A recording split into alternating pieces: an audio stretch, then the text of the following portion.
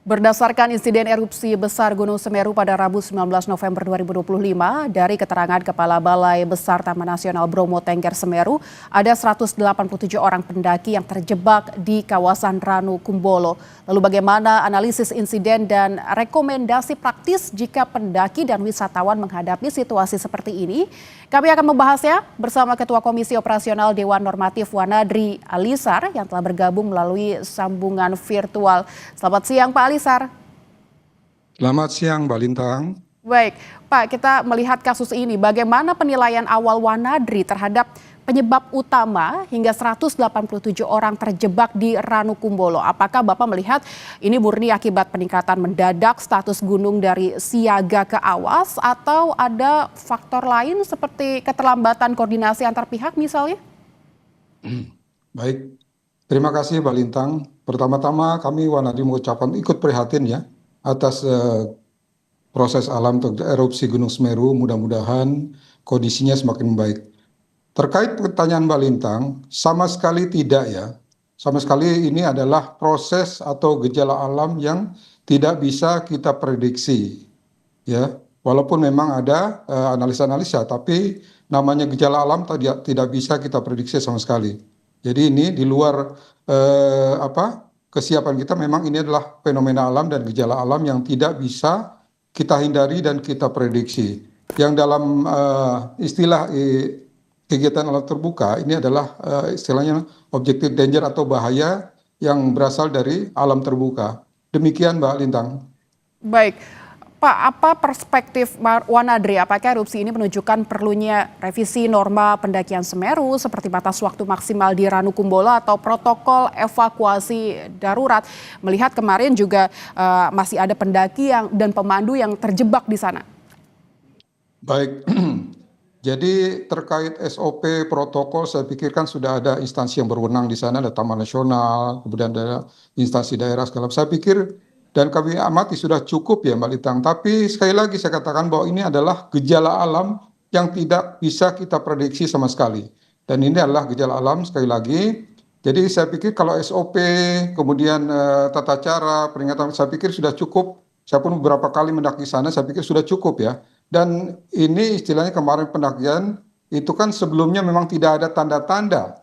Tanda-tanda akan ada erupsi besar. Jadi kemungkinan Taman Nasional masih membuka pendakian. Jadi di luar kemampuan atau prediksi daripada institusi yang berwenang. Ini adalah proses atau gejala alam yang tiba-tiba datang begitu besar. Cuman alhamdulillahnya bahwa posisi para pendaki itu jauh dari aliran lahar yang meluncur, yang ke arah tenggara setahu saya, karena posisi Ranu Kumbolo ada di arah utara. Demikian Mbak Lintang. Baik, berarti murni terkait kondisi alam yang tidak bisa diprediksi. Tapi Pak Alisar, bagaimana Wanadri mengevaluasi respons TNBTS yang meminta para pendaki bertahan di Ranu Kumbolo semalam? Apakah posisi utara Ranu Kumbolo ini memang benar-benar aman begitu? Tadi Bapak memang sudah sebutkan ini dalam posisi yang aman, tapi meminta mereka untuk bertahan semalam di sana, apakah ini tidak apa-apa begitu?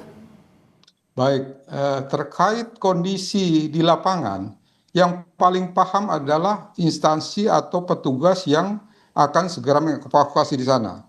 Saya pikir mereka sudah mengambil sikap atau keputusan tersebut sudah dengan analisa yang tepat. Saya pikir itu. Pertama adalah bahwa aliran tidak mengalir ke sana. Kedua, kalau evakuasinya dilakukan pada malam hari, itu beresiko. Kemudian mungkin ada jalur-jalur yang mungkin ada longsor. Dari safety, dari sisi dari para penyelamatnya dan pendakinya akan beresiko.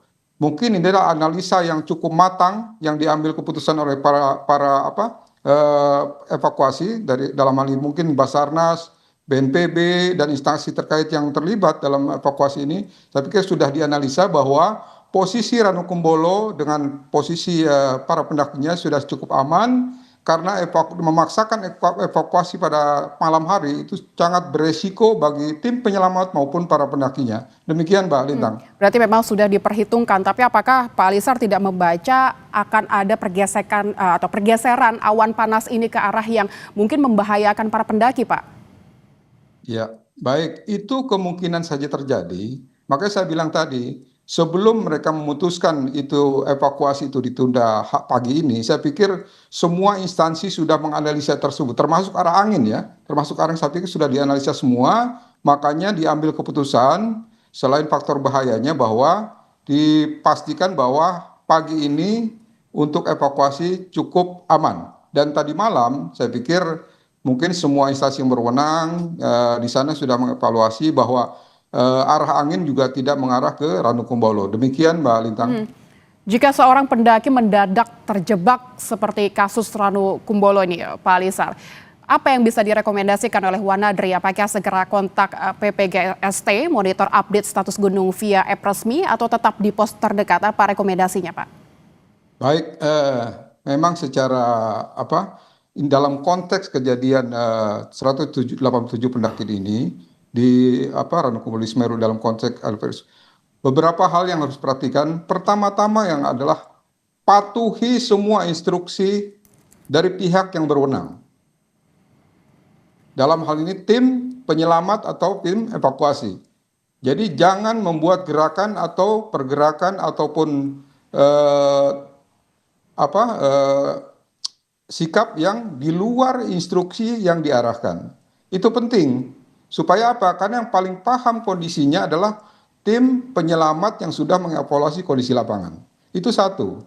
Ya. Kedua, pasti kalau misalkan dalam kondisi yang terdesak, hindari ruangan-ruangan atau arah-arah atau kondisi di lapangan, karena setahu saya Ranukumbolo itu ketinggian 2.400 ya, 2.400 cukup. Kondisinya pasti dingin apalagi hujan. Jadi kalau misalkan turun, hindari aliran sungai kering, karena aliran itulah aluran lahar-lahar yang harus alirnya mengarah ke sana. Jadi sekali lagi, kemudian siapkan, karena ini abu, siapkan pakaian yang cukup, tangan panjang, masker kalau punya, topi segala macam. Jadi pastikan sekali lagi, dengarkan atau patuhi instruksi daripada tim penyelamat yang akan mengevakuasi teman-teman pendaki yang ada di Ranukumbolo ke bawah. Demikian Mbak Lintang. Dalam situasi erupsi dengan awan panas, apa rekomendasi Wanadri untuk mengelola sumber daya seperti air, makanan, dan obat-obatan sementara sambil menunggu evakuasi? Karena kalau kita melihat kasus ini kan para pendaki diminta untuk menunggu semalam, mungkin dengan obat-obatan, makanan yang mereka bawa gitu. Apa rekomendasinya Pak, terutama di ketinggian 2.400 mdpl seperti di Ranukumbolo? Baik, Mbak Lintang, saya pikir para pendaki Semeru itu biasanya kan diperiksa. Ketika mendaki itu di pos pendakian itu diperiksa. Misalkan itu tergantung daripada lama perjalanan. Biasanya pasti para porter, para petugas di sana sudah mengingatkan membawa mungkin pakaian cadangan lebih, kemudian membawa makanan lebih atau obat-obatan pribadi yang mungkin harus disiapkan dalam kondisi darurat. Saya pikir mereka sudah ada SOP-nya, makanya kembali untuk para pendaki gunung atau penggiat alam terbuka, persiapan itu penting. Rencanakan perjalanan yang baik, jangan membawa perlengkapan atau perbekalan sesuai dengan pasnya saja hari. Kalau bisa dilebihkan, mengingat karena kondisi di alam terbuka, kita tidak tahu hal-hal yang tidak kita prediksi. Untuk menjaga-jaga supaya dalam kondisi darurat, kita masih bisa bertahan dalam beberapa waktu sebelum kita atau tim evakuasi melakukan penyelamatan. Demikian Mbak Lintang. Baik, patuhi semua instruksi dan persiapkan perlengkapan pendakian yang cukup begitu ya.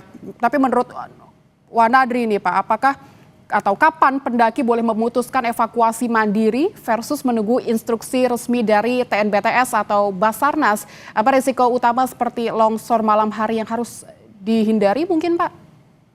Ya, jadi kalau misalkan evakuasi mandiri Mbak Lintang, saya pikir pastikan betul bahwa informasi-informasi terkait lintasan yang akan dilakukan evakuasi cukup aman.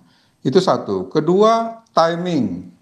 Timing evakuasi mandiri itu harus betul-betul tepat. Kedua, lintasan. Lintasan yang betul-betul harus mereka pahami.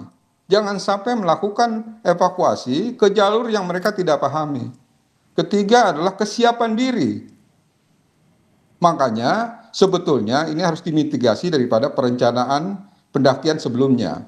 Contoh misalkan pengetahuan, karena dalam kegiatan alam terbuka harus ada beberapa pengetahuan atau kesiapan yang harus dimiliki oleh seorang pendaki gunung terutama. Pertama adalah kesiapan fisik, kedua adalah kemampuan, ketiga adalah kondisi medan. Jadi saya pikir persiapan itu penting. Nah, terkait dengan evakuasi kembali tadi pertanyaan Mbak Lintang tadi, jadi pastikan betul kalau misalkan ada alat komunikasi, pastikan betul berkomunikasi dengan pihak-pihak atau instansi berwenang yang mumpuni, yang berkualitas, yang memang paham betul sistem evakuasi yang akan dilakukan sesuai dengan arahan mereka. Kira-kira demikian, Mbak Lintang. Baik Pak Alisar, memang memahami lintasan ini menjadi penting karena kita bermain di alam terbuka, pengetahuan yang cukup dan fisik serta kemampuan untuk memahami medan begitu itu perlu menjadi fokus utama untuk memulai pendakian. Terima kasih Pak Alisar, Ketua Komisi Operasional Dewan Normatif Wanadri telah berbincang dengan kami di Kompas Siang.